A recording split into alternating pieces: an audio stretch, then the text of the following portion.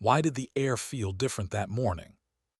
Sarah couldn't explain it, only that something beneath the calm rhythm of her jog hummed with unease. The rising sun painted the Montana hills gold, the air cool, crisp, and alive with the sound of distant drills from Fort Harrison.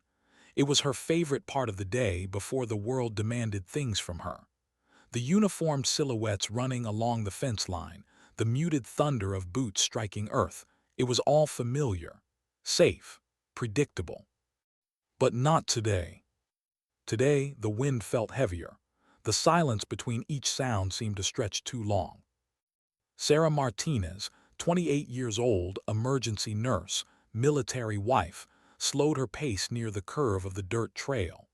She brushed a strand of wind-blown hair from her cheek and glanced toward the training grounds. The base was waking up, trucks in motion, distant commands echoing across the valley. Her husband, Mike, had left before dawn. Communications duty, another long day. She teased him that morning, telling him not to forget to eat something green for once. He'd smiled, kissed her forehead, and promised to try. Now, alone in the soft light of morning, Sarah let her mind drift until the sound cut through everything. Gunfire. Not in rhythm, not a drill. A staccato burst, sharp and chaotic, then another closer. Her breath caught. She slowed, eyes scanning the horizon. The sound was coming from the northern edge of the training grounds, too far for a controlled exercise. Smoke followed, curling above the trees like a signal flare against the pale sky. Her first instinct wasn't fear, it was movement. Her nursing instinct switched on like muscle memory. Smoke, gunfire, training area, injured soldiers. She veered off the jogging path without hesitation, boots crunching against gravel, lungs filling with the scent of pine and diesel smoke. Branches scraped her arms as she pushed through the underbrush. The smell grew stronger, acrid, metallic, unmistakably wrong. And then she saw it. The wreck. A military transport truck overturned, crushed against the earth, its metal frame bent and hissing. Smoke poured from the engine compartment, rising into the wind. Around it, chaos, soldiers shouting, pulling at twisted metal, dragging their injured out. God, Sarah whispered under her breath, then broke into a sprint. Her shoes slipped in the dirt as she reached the clearing. 3 soldiers lay on the ground, 2 moving weakly, 1 still. The others were shouting orders, their faces smeared with soot. And then she heard it, a sound smaller, weaker than all the noise around it. Help! Her head turned. A soldier, barely more than a kid, was trapped under the rear wheel of the truck. His leg was crushed beneath the weight. Blood pooled beneath him, soaking into the dirt.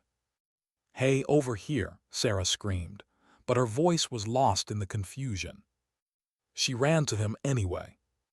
Up close she could see the name stitched across his torn uniform, Rodriguez. His face was ghost white, lips trembling, eyes darting between her and the burning engine. "You're going to be okay," she said, her voice calm but urgent. "I'm Sarah, I'm a nurse. I'm going to get you out." He tried to speak, but his voice cracked. It burns." Sarah's gaze darted to the vehicle. Gasoline was leaking, forming a dark trail that snaked toward the flames licking from the hood. She had minutes, maybe seconds. She looked around for something, a crowbar, a jack, anything, but the soldiers were focused on the others. No one had seen Rodriguez. "Damn it," she muttered, scanning the ground. Nothing but rocks and dirt. Her eyes fell back on the truck. The weight of it was immense, too much for one person. Rational thought told her it was impossible, but rational thought didn't matter. She dropped to her knees beside him, checked his pulse, weak, fatting. His leg was pinned above the knee, blood flow restricted. She recognized the early signs of hypovolemic shock. If he stayed trapped, he'd die before the medics arrived. "You listen to me," she said, gripping his trembling hand. "You're not dying here, you understand, you stay with me." He nodded weakly, tears mixing with sweat. The fire hissed louder, the smell of fuel thickened. Sarah looked at the truck again, at the jagged metal pressed into the dirt, the angle of the wheel. Every instinct screamed, "Don't do this." But something deeper, something beyond training, pushed back. She stood, planted her boots, and wrapped both hands beneath the vehicle's frame. The metal burned against her palms. "Come on," she whispered, "come on." Muscles strained, her back screamed in protest. The ground shifted beneath her, the truck didn't move. She gritted her teeth, every nerve in her body screaming. "You have to pull yourself out when I lift," she gasped. "Push with your arms, you hear me." Rodriguez's voice was faint but determined. I'll try." Then she screamed, not in fear but defiance, and lifted again. For a second nothing happened. Then, impossibly, the frame shifted. Just enough. The weight relented, barely, but enough for Rodriguez to drag himself free. His body twisted, scraping through dirt and broken glass. Blood streamed from his leg, but he moved, inch by inch. "Keep going," she shouted through gritted teeth. "Don't stop." And then the truck groaned, a low, metallic warning. Her arms trembled violently, her vision blurred. Black dots swirled at the edges of her sight. "Go," she screamed, "now." Rodriguez made one final pull and cleared the tire. The moment the weight left his leg, Sarah tried to step back, but her muscles gave out. The truck fell. She didn't even feel the impact, just a blinding flash of pain, a crack across her skull, and then darkness. Her last thought was a strange, quiet relief. He's safe. Then nothing. The world dissolved into silence. When Sergeant First Class Williams arrived, he thought it was another drill gone wrong. But the scene that met him stopped him cold. A civilian woman lay unconscious in the dirt, her body twisted awkwardly, blood matting her hair. Beside her, a young soldier, Rodriguez, clutched her hand, crying, shouting incoherently. "She saved me," he kept repeating. "She lifted it, she lifted the truck." Williams knelt beside them. The woman's breathing was shallow, pulse weak but present. He tore a strip from his sleeve and pressed it against the bleeding wound on her head. "Stay with us, ma'am," he murmured. "You did good, real good."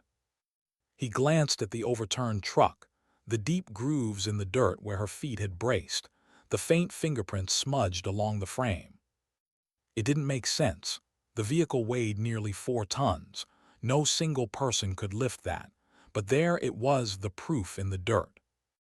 Within minutes, the medevac helicopter thundered overhead, rotor wash scattering dust and debris. Williams waved the medics down as they jumped from the aircraft, assessing the scene.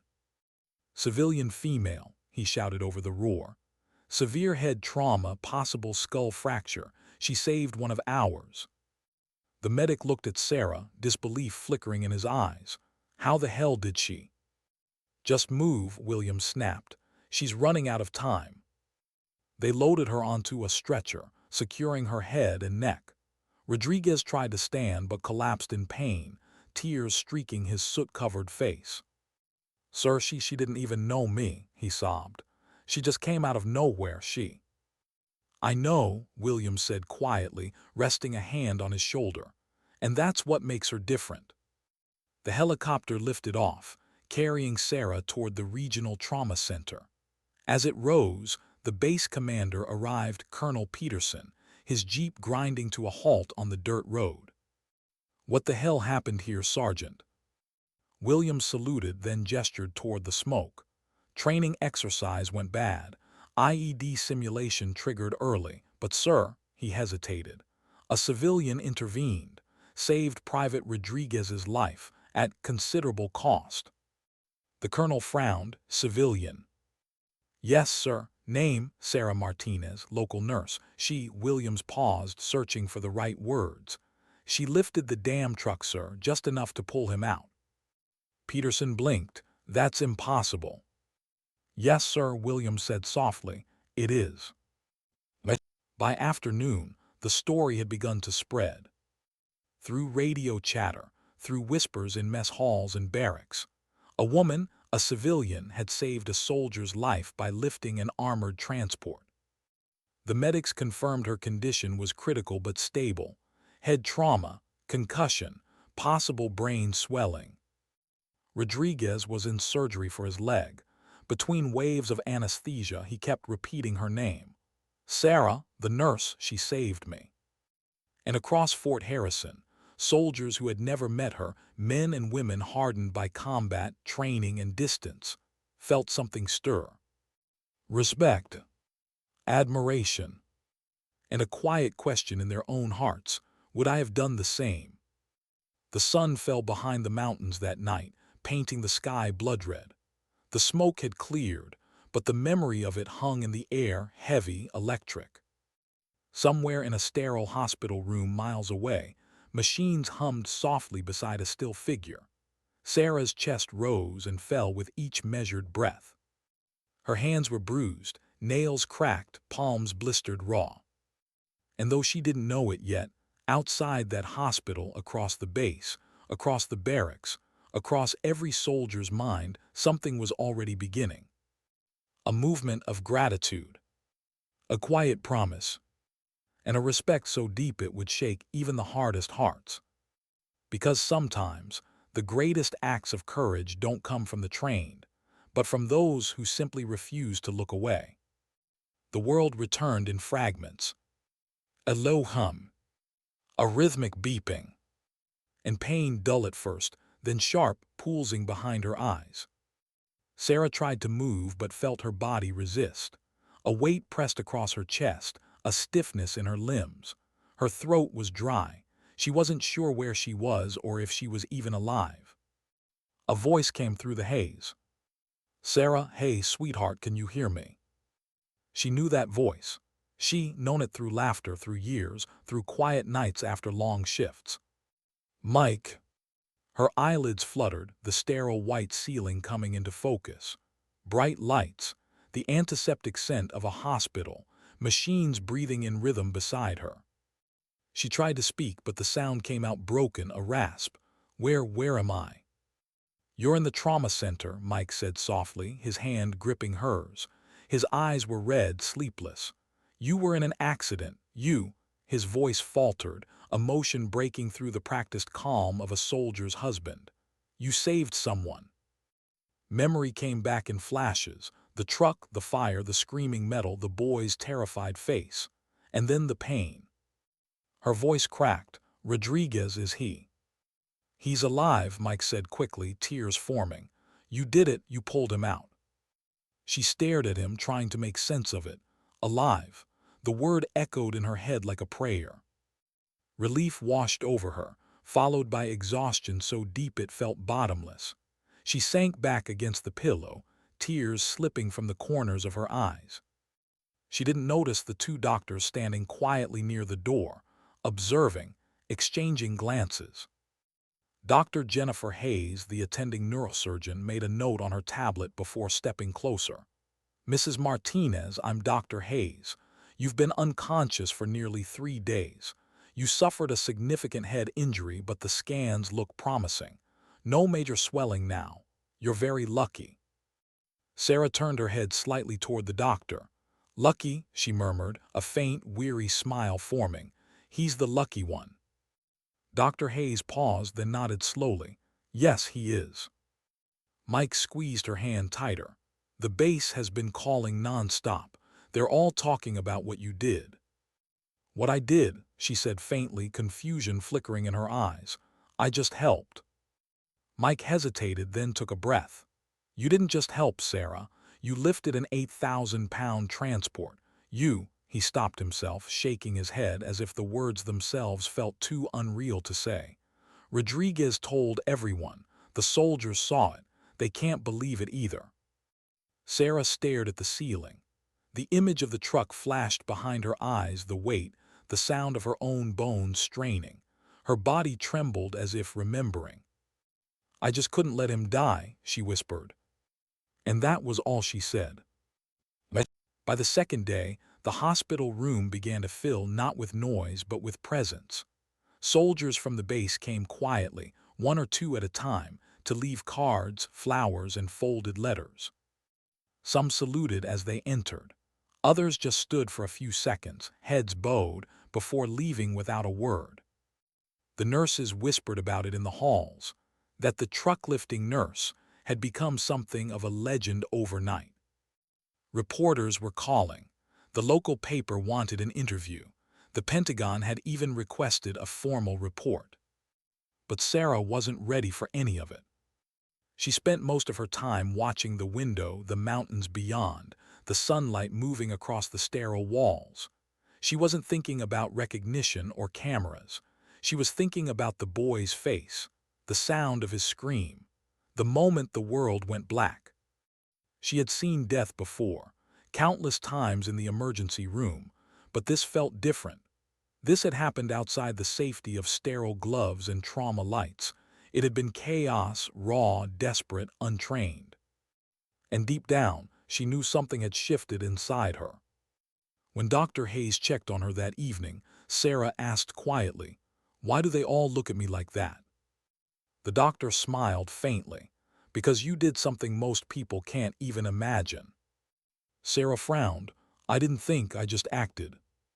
Dr. Hayes nodded. "That's what courage looks like." But courage wasn't what Sarah felt, not really. She felt tired, bruised, haunted by what could have gone wrong. "What if I hadn't been strong enough?" she whispered, her voice barely audible. "What if it crushed both of us?"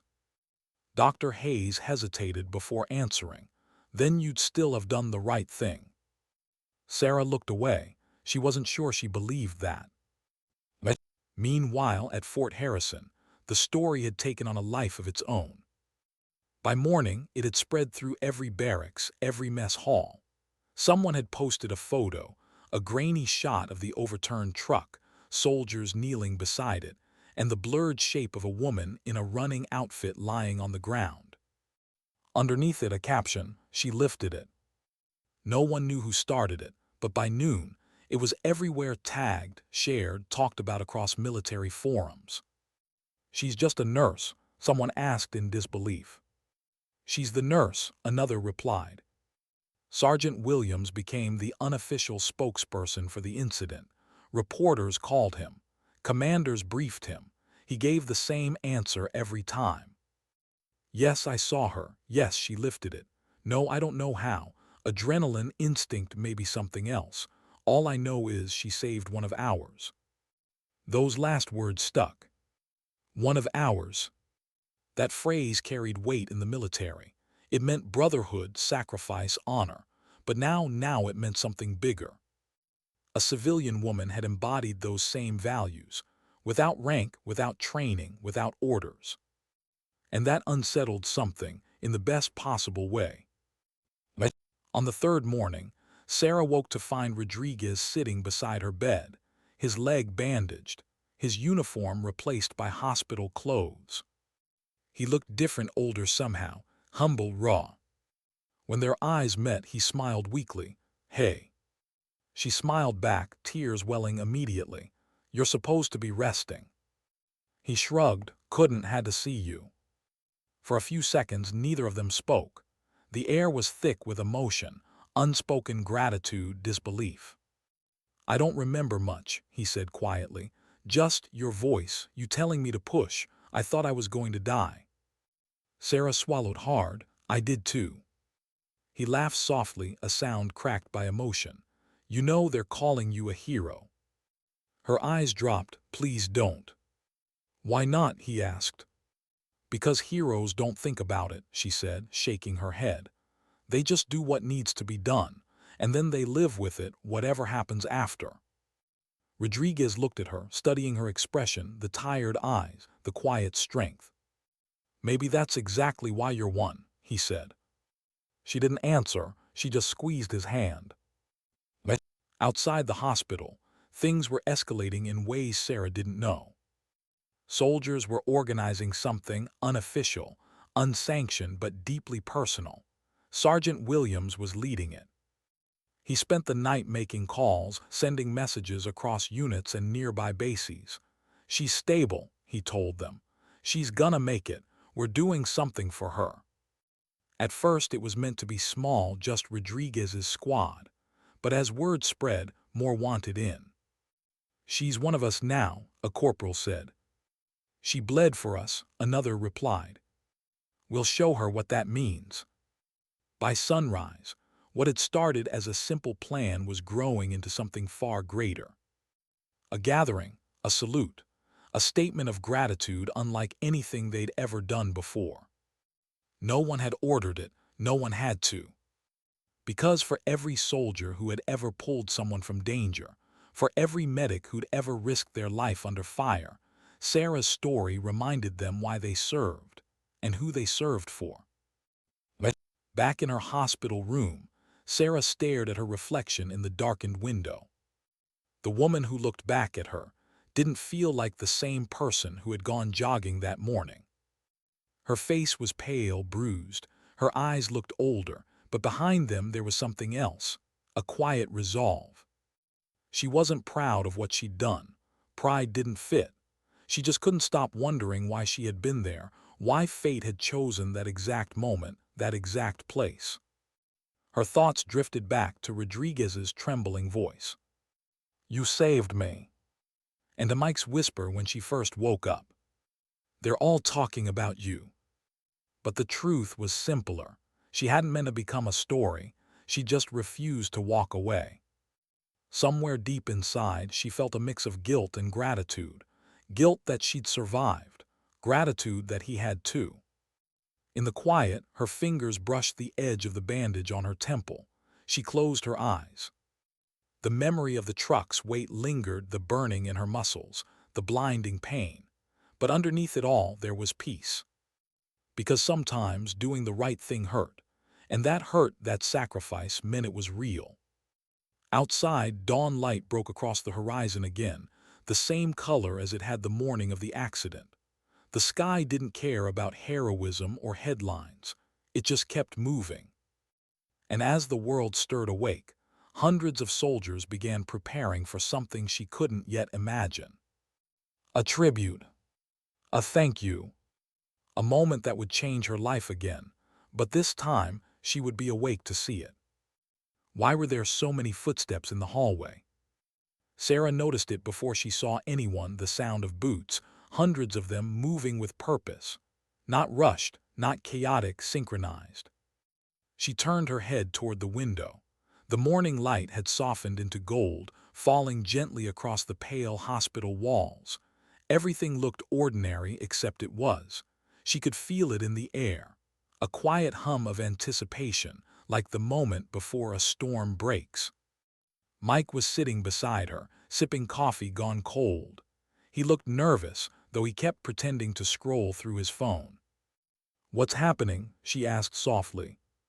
He glanced up. "You're pretending nothing's going on," she said, smiling faintly. "You're terrible at pretending." Mike exhaled slowly. "You'll see soon enough." "See what?" Before he could answer, there was a gentle knock on the door.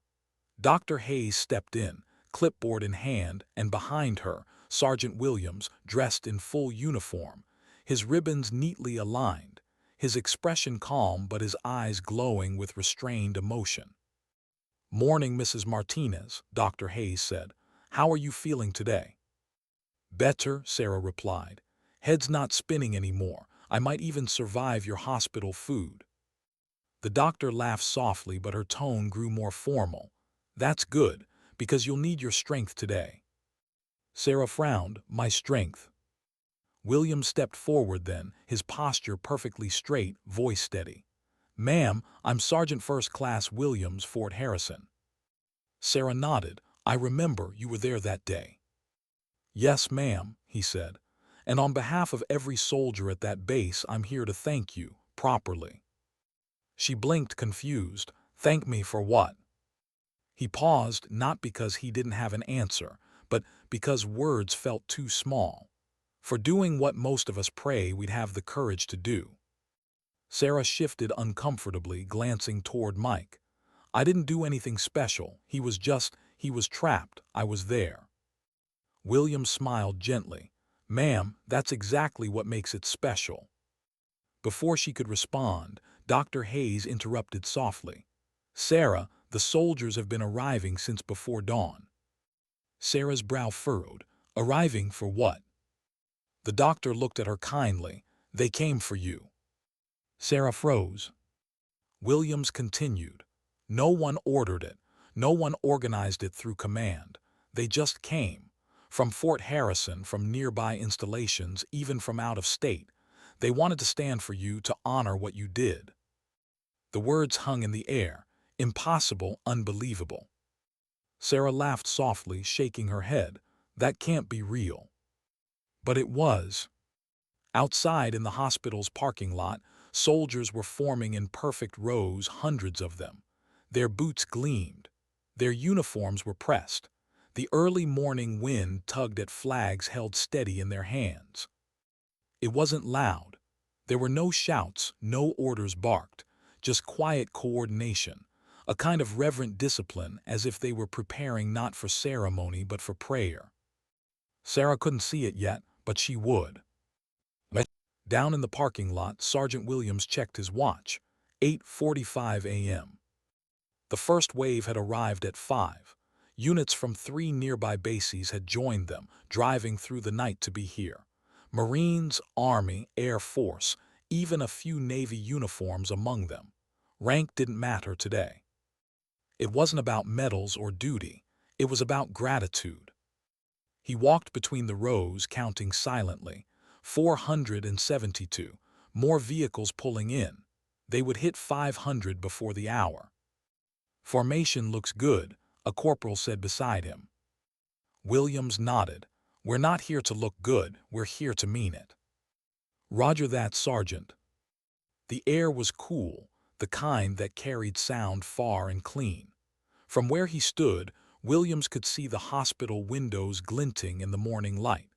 Somewhere up there, behind glass and machines, lay a woman who didn't understand why this was happening, a woman who would never have asked for it. That humility made it matter even more. Upstairs, Sarah was trying to make sense of it. They're soldiers, she said softly. Real heroes. They've been through things I can't imagine. I'm just a person who acted, Williams said. Sometimes that's what it takes to remind the rest of us why we wear the uniform.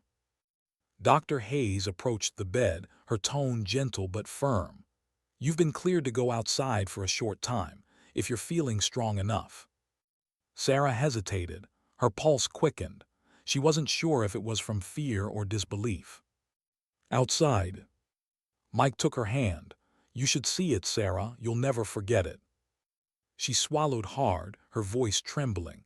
I don't know if I can handle all that attention. You don't have to handle it, he said softly. Just accept it. They brought her a wheelchair. Rodriguez insisted on being there too, still recovering, still pale but determined. When the elevator doors closed, the silence between them felt sacred. Rodriguez stared straight ahead, holding a folded flag in his lap. His hands trembled slightly. Sarah watched him, her heart twisting. You shouldn't be up yet. He smiled faintly. Neither should you. The elevator chimed. The doors slid open. What waited outside stole the breath from her chest. At first she thought she was seeing wrong, that her eyes were playing tricks. Rows upon rows of soldiers filled the parking lot, stretching as far as she could see. Hundreds of uniforms, perfect formation, flags snapping softly in the breeze. And then the sound. The synchronized, thunderous click of 500 boots coming to attention. Sarah gasped, her hand flying to her mouth. Tears spilled instantly. William stood at the front, his voice carrying like steady thunder. Fort Harrison and Allied commands, present arms. In one motion, every soldier raised their hand to salute. It was not loud, it was not dramatic, it was sacred. The kind of silence that says everything words can't. Sarah's heartbeat thundered in her ears. The tears blurred everything, the sunlight, the faces, the endless sea of soldiers standing for her. She couldn't breathe, couldn't speak. Mike knelt beside her, his own eyes glistening. They came to thank you, Sarah, all of them. She shook her head slowly, overwhelmed. I just wanted to help.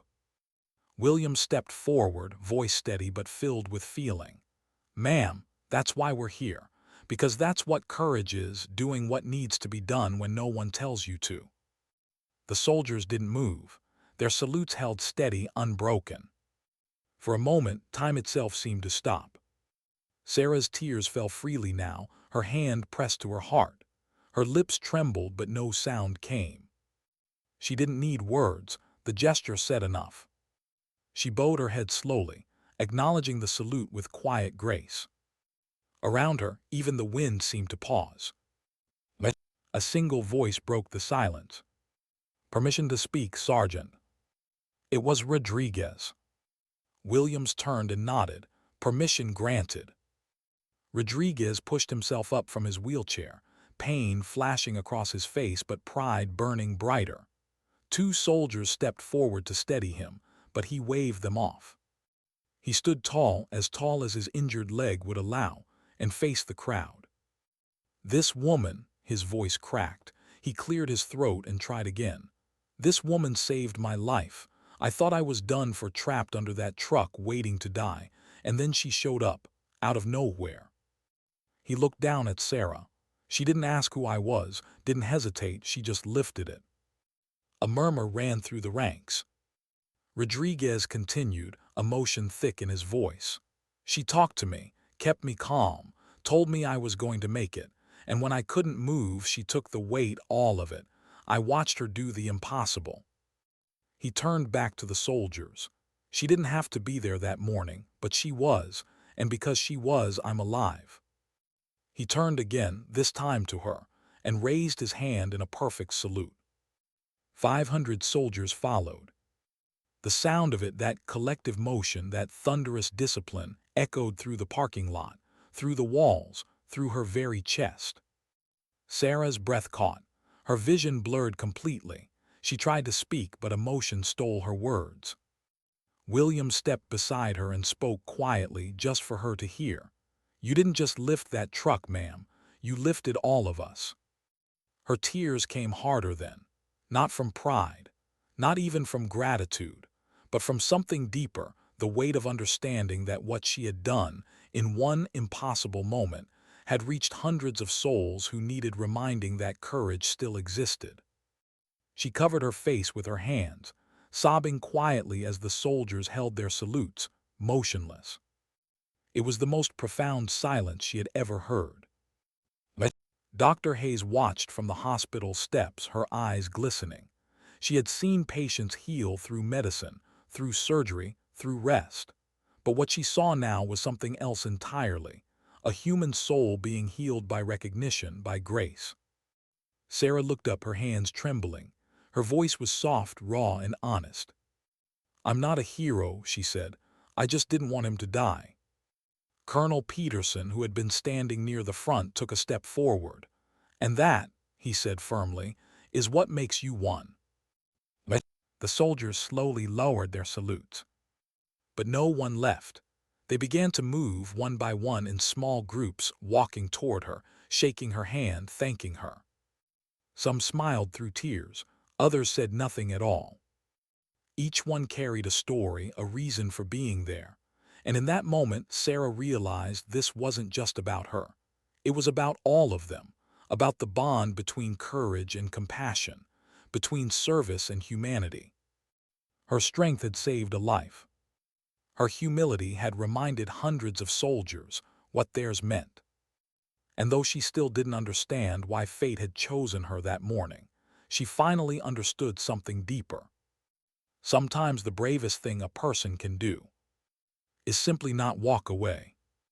How do you thank someone who saved your life?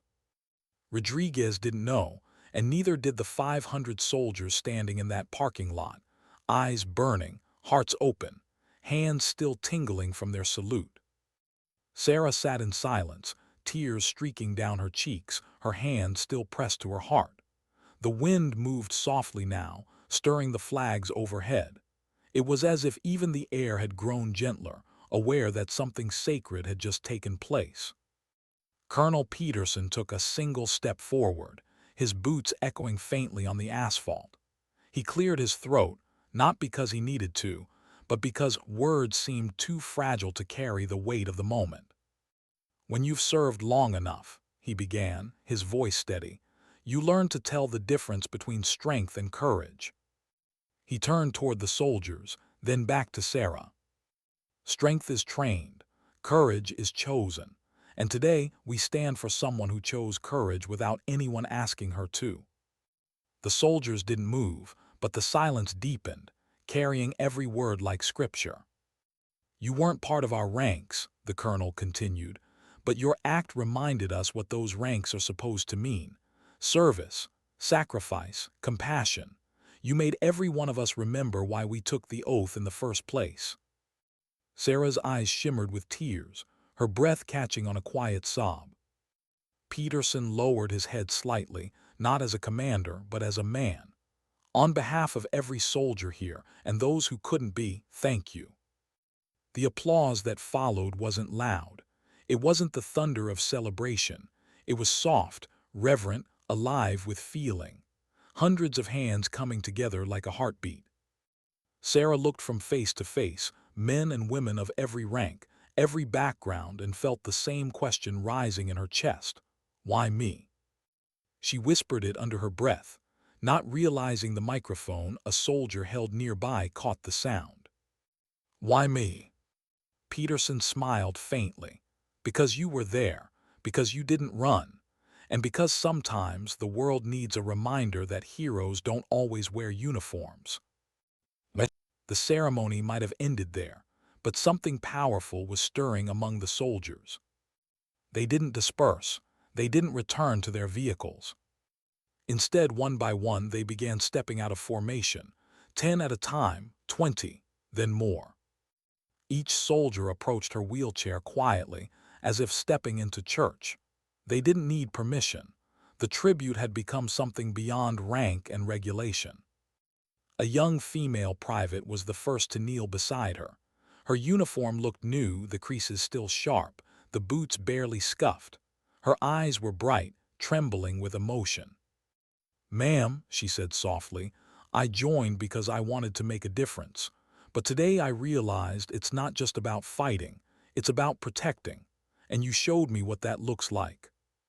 Sarah tried to respond, but her throat tightened. She reached out and took the girl's hand instead, squeezing it gently. The private smiled through tears and whispered, "Thank you for reminding me who I want to be." Then she stood, saluted quietly, and stepped aside for the next. A middle-aged sergeant replaced her, his uniform faded, his face lined from years of sand, sun, and loss. He crouched down beside her. "Ma'am," he said, his voice rough but kind, "I've seen things out there that take the word bravery and twist it. I've watched men freeze under fire. I've watched others give everything. But what you did," he paused, searching for the words, "that was different, that was heart." He reached into his pocket and held something out, a small circular token, worn from years of touch. "This is my challenge coin," he said quietly. "I've carried it through 3 deployments. It's my reminder of who we are and why we serve. But today it belongs to you." Sarah shook her head instantly. "I can't take that." "You already earned it," he said. "You're one of us now." He pressed the coin into her palm and closed her fingers around it. Then, without another word, he saluted and walked away. Sarah stared down at the coin, the metal warm from his hand, and felt something shift inside her. A soldier's token of belonging, a piece of a brotherhood she'd never expected to be part of. And that was just the beginning. More soldiers came. A lieutenant who had lost friends overseas. A medic who said Sarah reminded her why she joined the medical corps in the first place. A young father who whispered that his daughter wanted to be a nurse, and now he hoped she would grow up to be like Sarah. Each one had something to say. Each one left something behind: a pin, a patch, a handwritten note, a coin. Within an hour, Sarah's lap was full of them.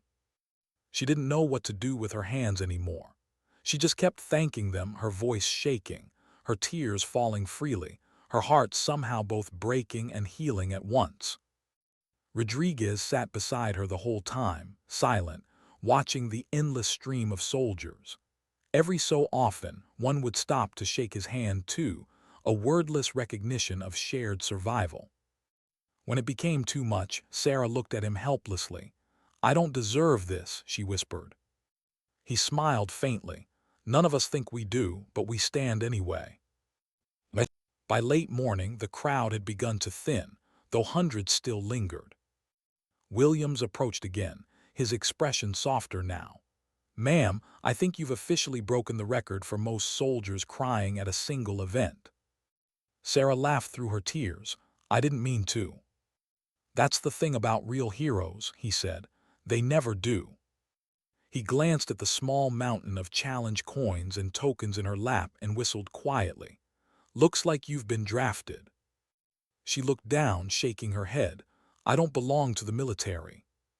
"No," Williams said, "but the military belongs to you now."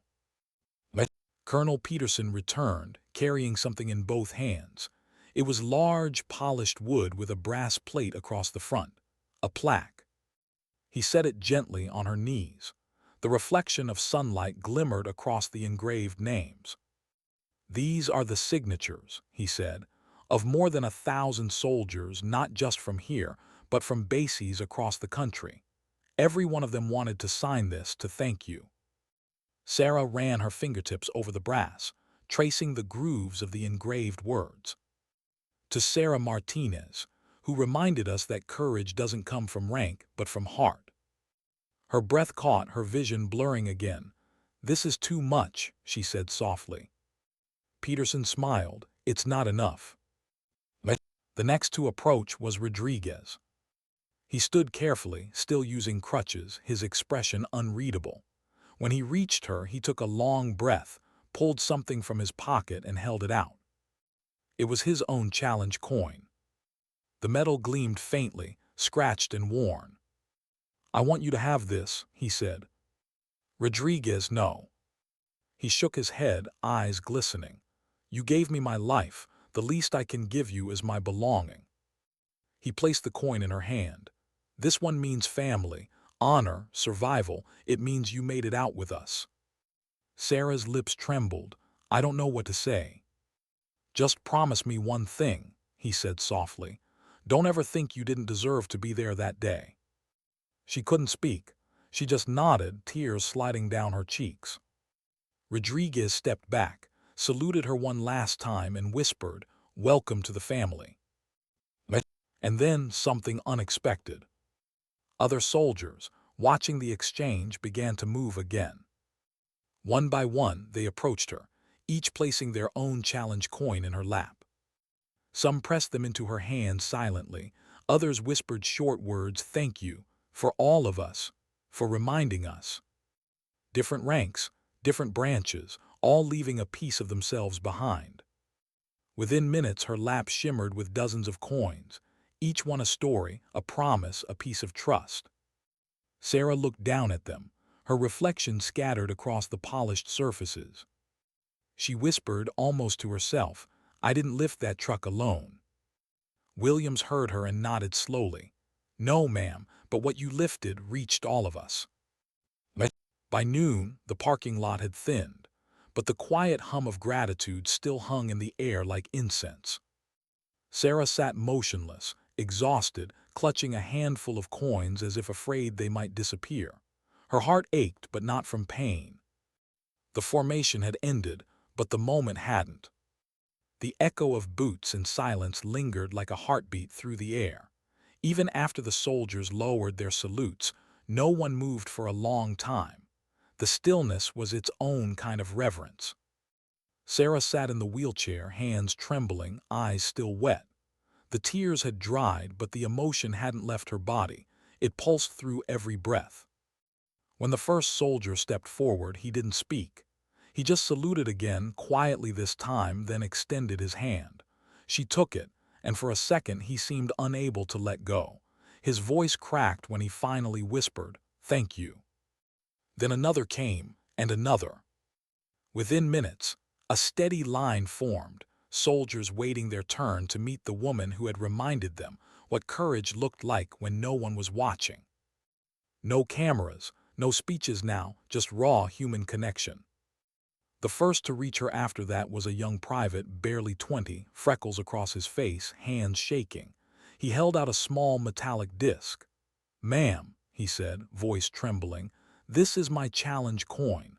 It's supposed to stay with me through service, but I want you to have it." Sarah looked at him, startled. "I can't take that." "You already earned it," he said softly. "You saved one of us. You're one of us now." He pressed the coin into her palm before she could refuse.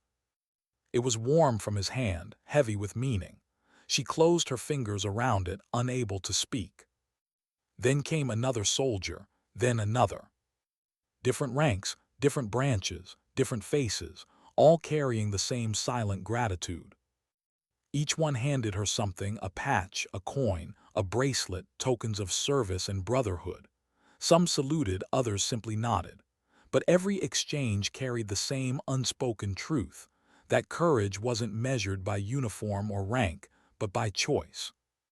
Within half an hour, Sarah's lap was filled with metal coins, gold, silver, bronze, engraved with unit crests, mottos, and emblems. Each one represented a soldier who had faced fear, who had lost friends, who had seen darkness, and who now saw a piece of that same courage reflected in her. She looked down at the growing pile, stunned. "I don't deserve these." A tall officer standing nearby, a major by his insignia, shook his head. "Ma'am, none of us ever feel like we deserve the things that matter most."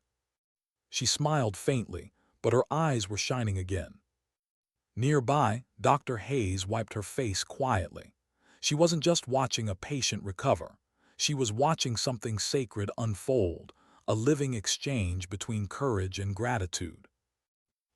Colonel Peterson stepped forward next, his boots crunching softly on the pavement. "Mrs. Martinez," he said formally, "on behalf of every man and woman under my command, I want to thank you. What you did defies explanation, and yet it defines everything we stand for." He nodded to Sergeant Williams, who stepped forward carrying a polished wooden plaque wrapped in cloth.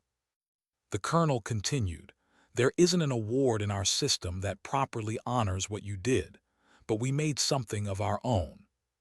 He gestured for Williams to reveal it. The sergeant pulled away the cloth, and Sarah gasped. It was a beautifully crafted plaque, framed in brass and wood, engraved with the emblem of the United States Armed Forces.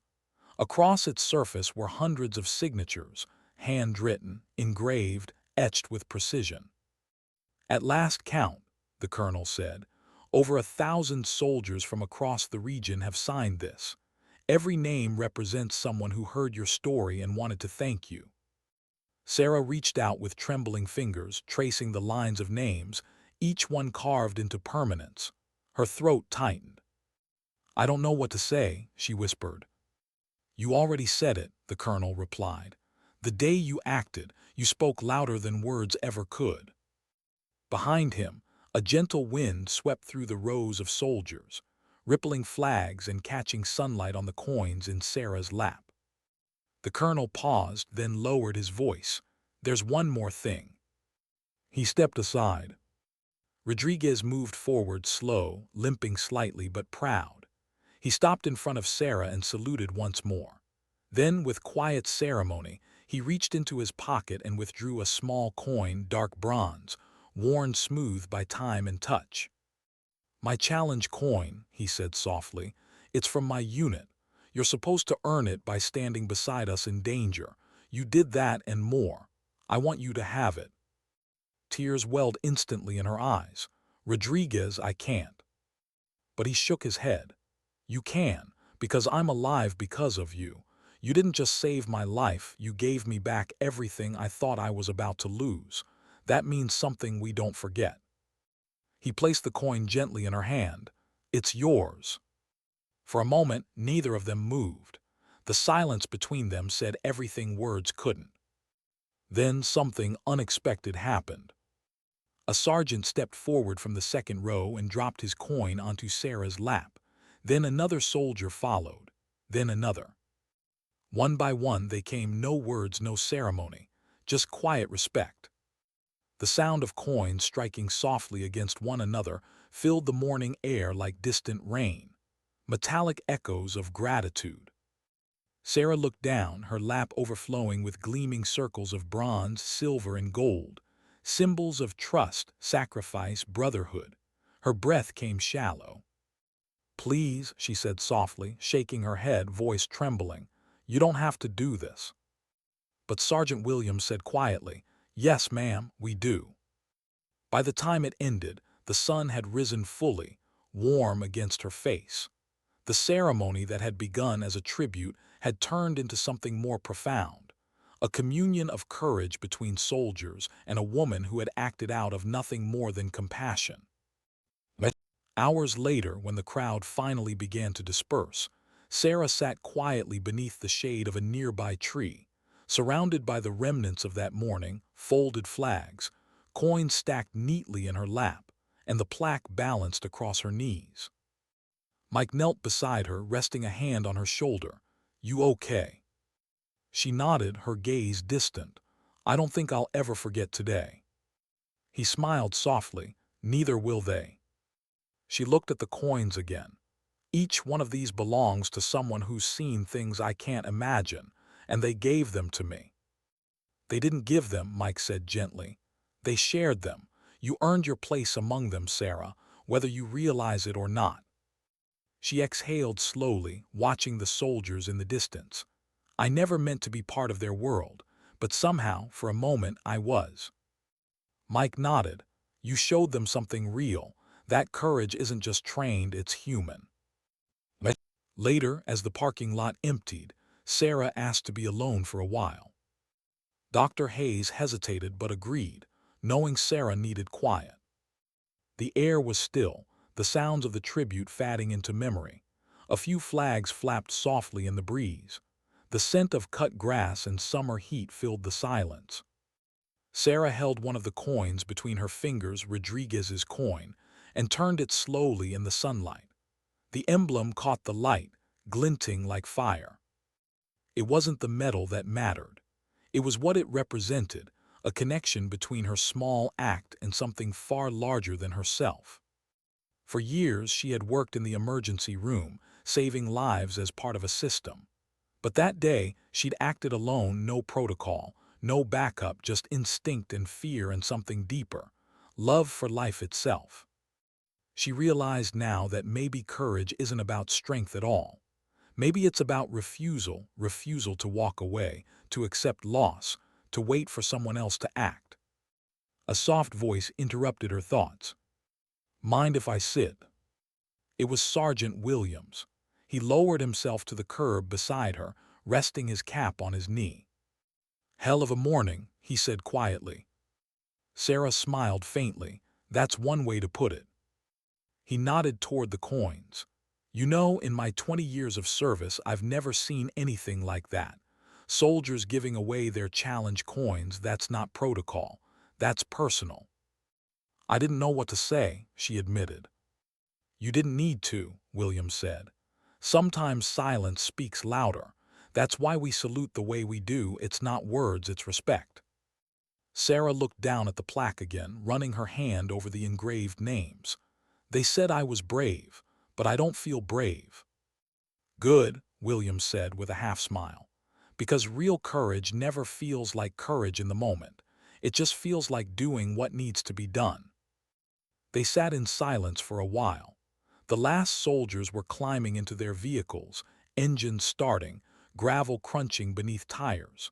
The sound faded until it was just wind and memory. Williams stood, adjusted his uniform, and gave her one final salute.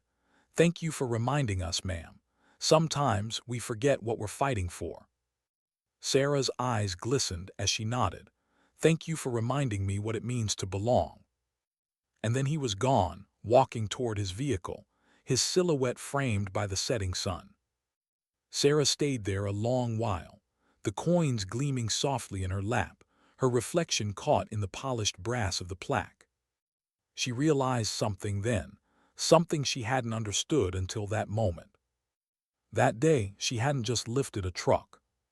She had lifted something invisible, something heavy, something carried quietly by every man and woman in uniform, the weight of duty, of sacrifice, of remembering why.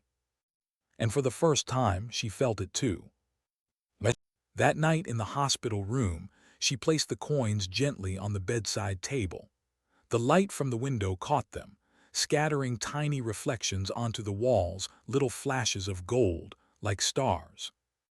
Mike had fallen asleep in the chair beside her, his hand still in hers.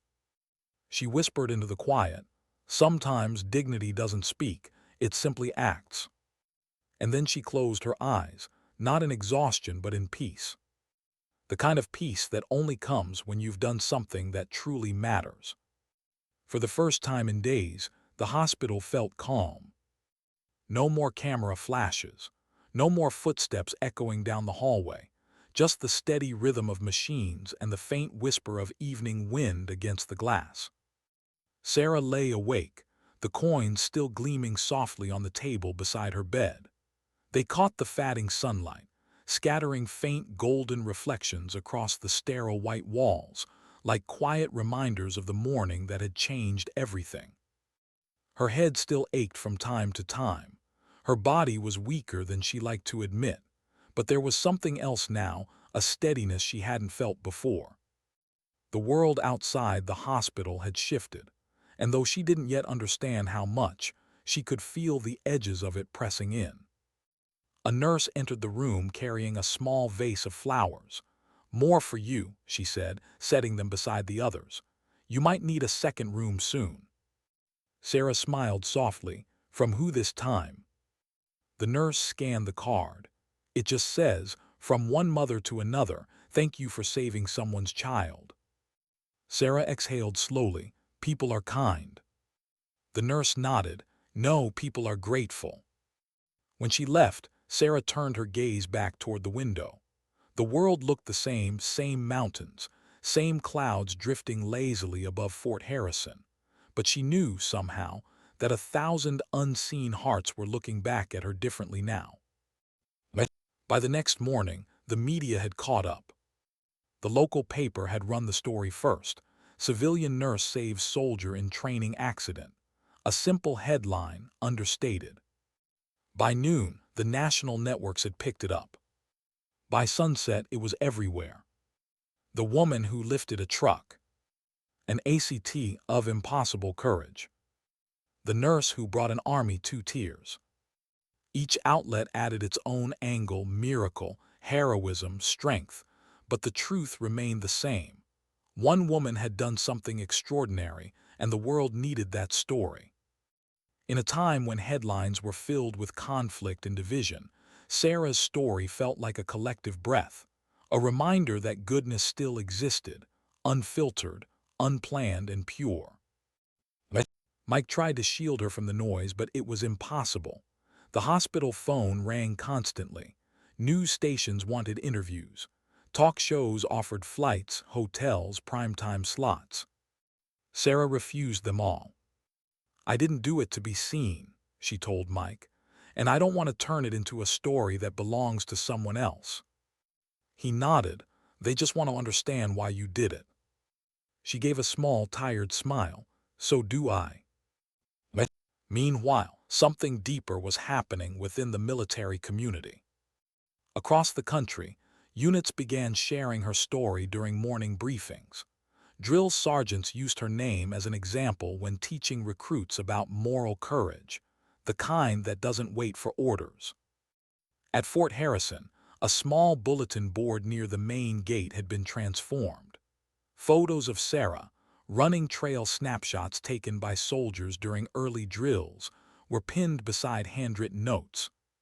"For reminding us what we fight for. For showing that courage wears no uniform. You didn't just lift a truck, you lifted us." Every morning new notes appeared, some anonymous, some signed, all heartfelt. The base chaplain began leaving fresh flowers beneath the board each Sunday.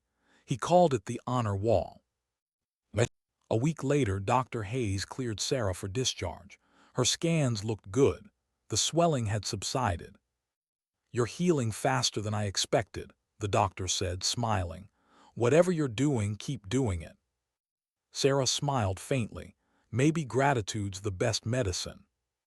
Dr. Hayes studied her for a moment, then nodded. "You know, most people talk about recovery in physical terms.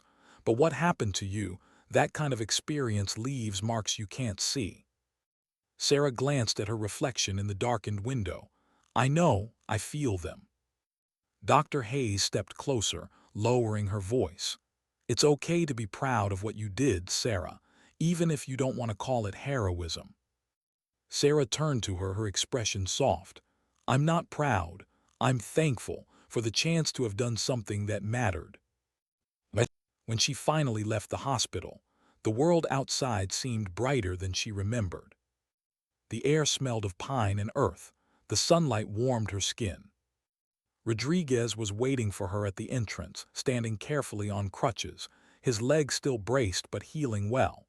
When she saw him, she smiled, genuinely this time. "Shouldn't you be in therapy?" she teased gently. He grinned. "Already did it, thought I'd walk you out instead." As they stepped toward the exit, Sarah froze. On the walkway just beyond the hospital doors, rows of flowers lined the path, wildflowers, roses, carnations. No organized arrangement, just color and fragrance left by strangers. Notes were tucked among the petals, small cards with messages scrawled in all kinds of handwriting. Some simple, "Thank you." Some longer, "You reminded me to be brave again." Sarah's throat tightened. Who did all this? Rodriguez smiled. "Everyone who heard, everyone you touched without even knowing." They walked slowly through the flower path. Nurses came out to watch. Soldiers passing by on errands stopped and saluted quietly. Sarah felt humbled to her core, not because of the attention, but because of what it meant. Every gesture, every flower, every note was a reflection of something she hadn't realized her act had ignited: hope. But that evening back home, the silence of her own living room felt unfamiliar. The smell of coffee still lingered from the morning Mike had left for duty. Sunlight slanted across the walls, catching on the stack of mail that had grown during her hospital stay. On top sat an envelope without a return address. Inside, a folded sheet of paper and a small bronze pin shaped like a pair of angel wings. The note read, "For the angel who lifted more than a truck, you lifted the spirit of every soldier who's ever doubted why they serve." Sarah sat for a long time, the paper trembling slightly in her hand. Then she placed the pin gently beside the challenge coins on the shelf. The collection glittered softly under the lamplight, each coin a story, each symbol a silent bond. For a moment she thought of the young soldiers who had pressed those coins into her hands, the trembling private, the stoic officer, Rodriguez with his tearful salute. Each one had shared something of themselves, a piece of their identity, their pride, their humanity. And in return she had given them something intangible, a reminder. That heroism wasn't always loud. Sometimes it whispered. Sometimes it looked like a nurse running toward danger instead of away from it. But weeks passed. Life began to return to something like normal. Sarah went back to physical therapy. Her balance was improving, her energy too. But something had changed in her. She found herself more present, more aware. The trivial things, traffic, deadlines, small annoyances, no longer carried weight. Every time she stepped outside, she noticed the world differently. The sound of soldiers training in the distance, the flutter of flags over Fort Harrison, each reminded her of the fragile thread that connected them all. Sometimes she'd see Rodriguez at the base hospital, now walking without crutches, helping other recovering soldiers with their therapy. He'd always grin when he saw her. "You started all this," he'd joke. She'd shake her head. "No, you did, I just showed up." But he knew, and she knew, that showing up had made all the difference. But One evening, while sorting through the mountain of letters that had arrived since her discharge, Sarah found one that stopped her cold. It was written in neat, slanted handwriting on military stationery. Dear Mrs. Martinez, you don't know me, but I'm a soldier who served in Afghanistan. I've seen men do things I didn't think possible, but your story reminded me that courage isn't just something we wear on our sleeves. It's something anyone can carry inside them, even when they don't realize it's there. Thank you for showing that to the world. Respectfully, Captain James L. Harper, U.S. Army. She read the letter twice.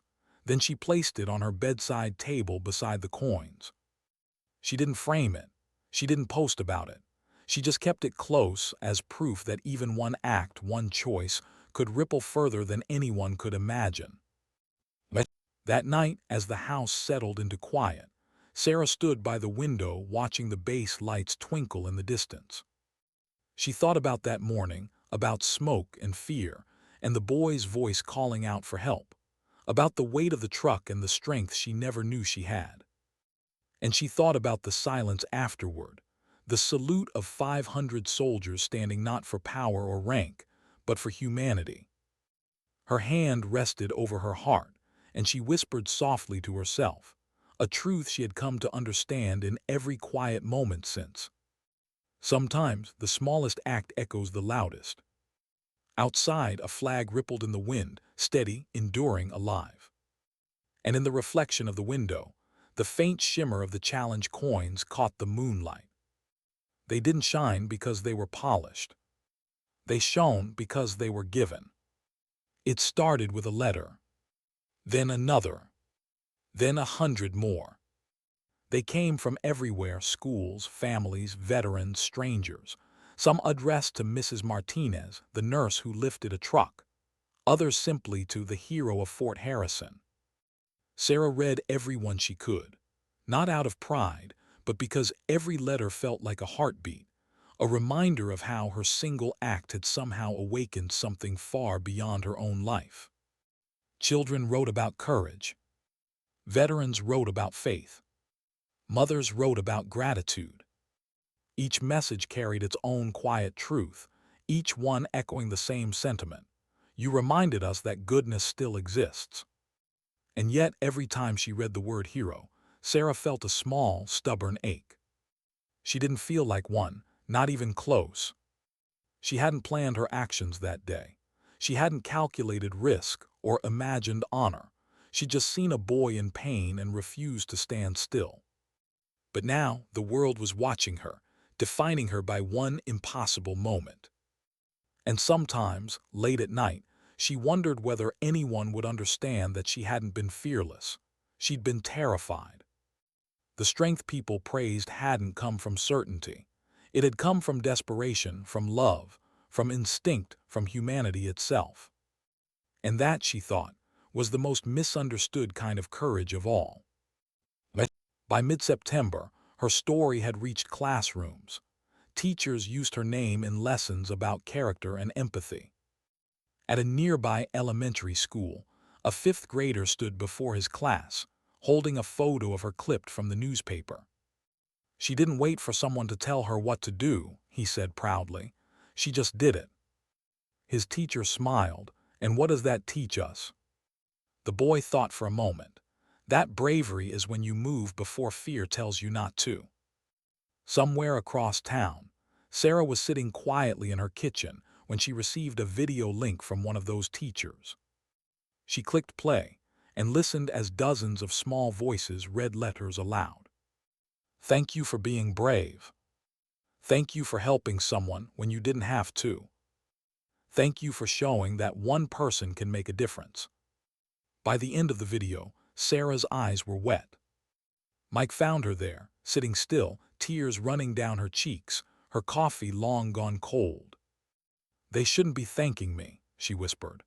They should be thanking every soldier who stands out there in the cold, every nurse who stays up all night saving lives. He sat beside her, taking her hand. Maybe they're thanking you for reminding them of those people, for making them see it again. She nodded slowly, maybe. The invitation started soon after.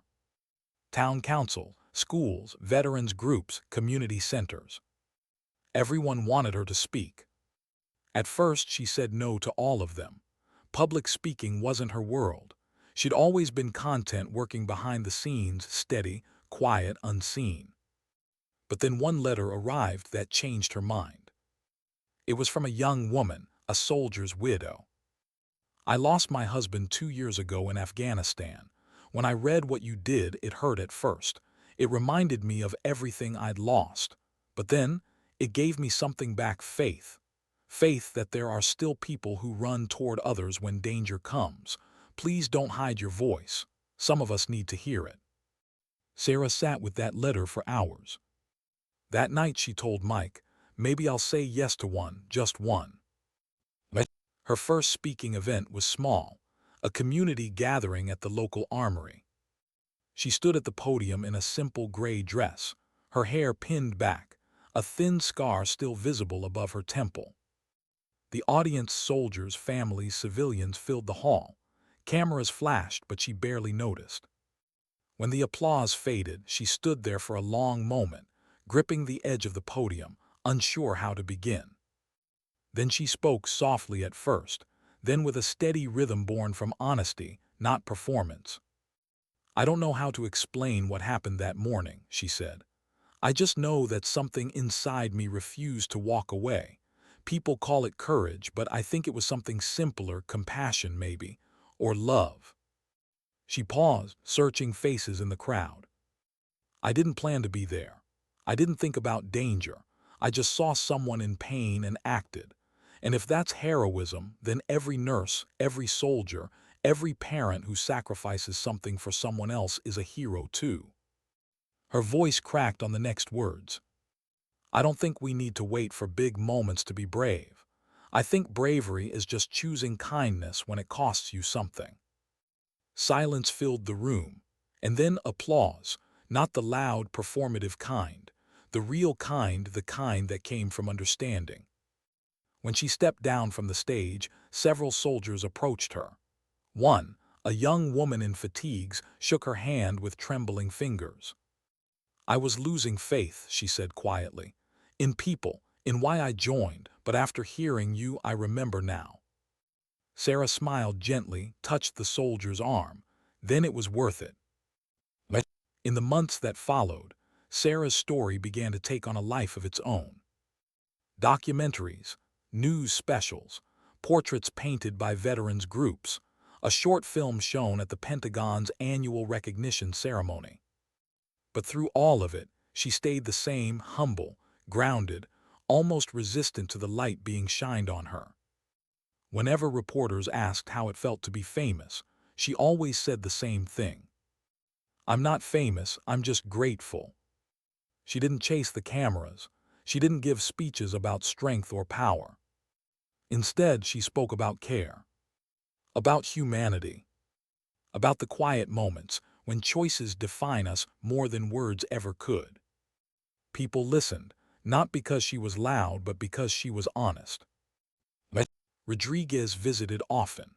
His leg had healed well, though the scar remained, a constant reminder of that morning. They would sit on her porch, coffee steaming in their hands, watching the sunset settle over the hills.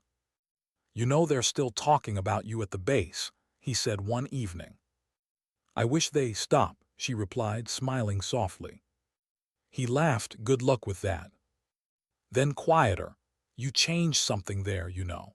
It's like people remember what it means to serve again. Even the young recruits, they train harder, talk different. You made them believe in why they wear the uniform." Sarah looked down at her coffee, her expression thoughtful. "All I did was lift a truck."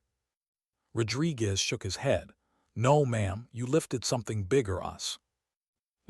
One afternoon, Sarah received a package from an address she didn't recognize.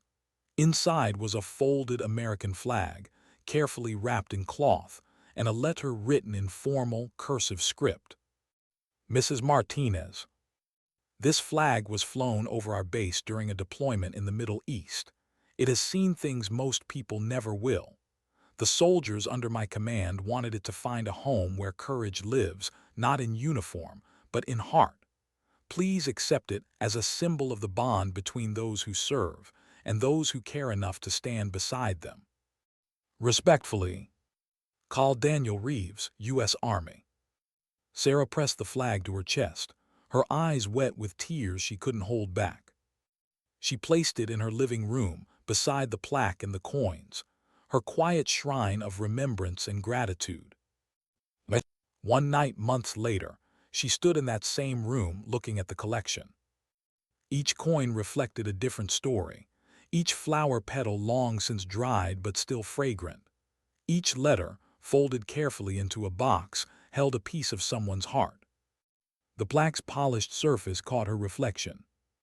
She didn't see a hero there. She saw a woman who had learned what it meant to act, not for glory but for grace. And in that reflection, she finally understood the meaning of what those 500 soldiers had shown her that morning, what their silence, their salute, their unbroken formation had truly said.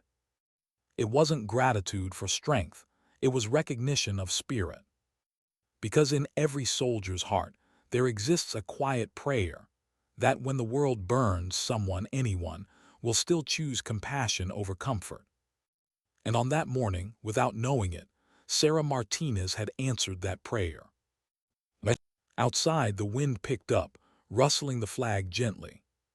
Sarah smiled, her voice a whisper to the night.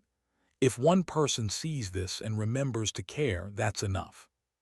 And as the moonlight touched the coins and the brass plaque, they shimmered softly, not with grandeur, but with the quiet dignity of a promise kept.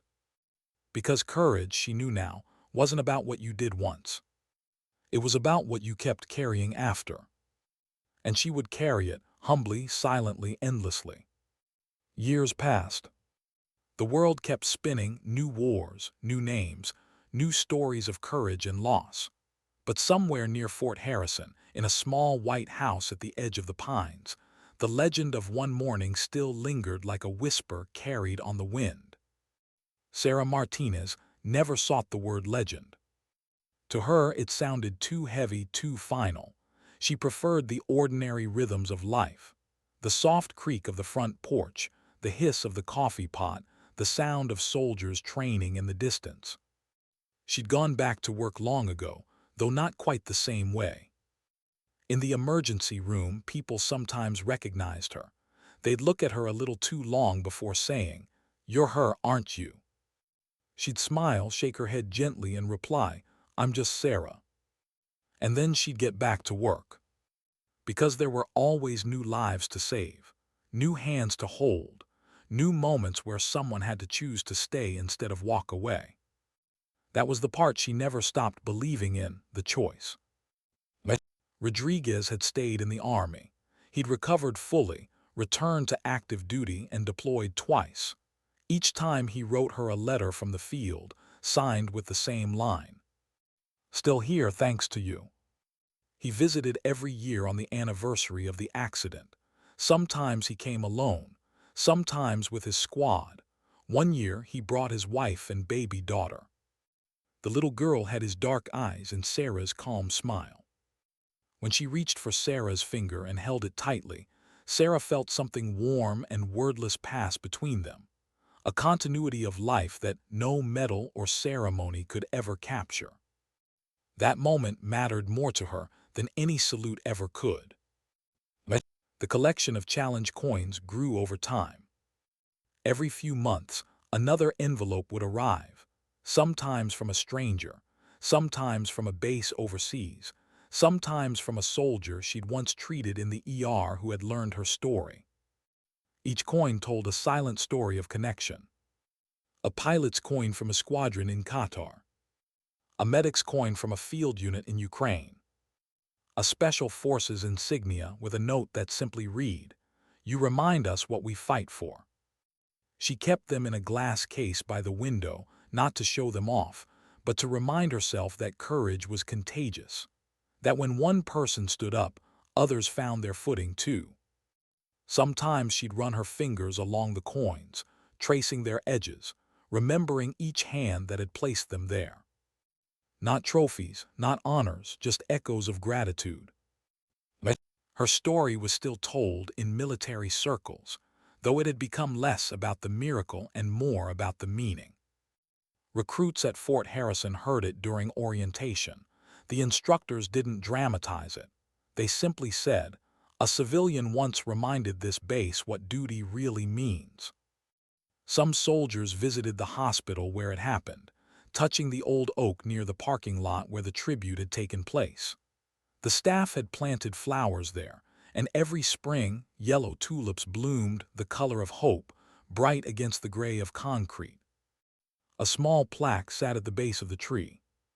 It read, "To the nurse who lifted more than a truck, you lifted us all." Sarah had never asked for it. She only learned about it years later when a young soldier knocked on her door with a photo. She stared at it for a long moment, tears forming quietly. Then she smiled. "I hope they watered those flowers," she said. But the world had changed in the years since that day.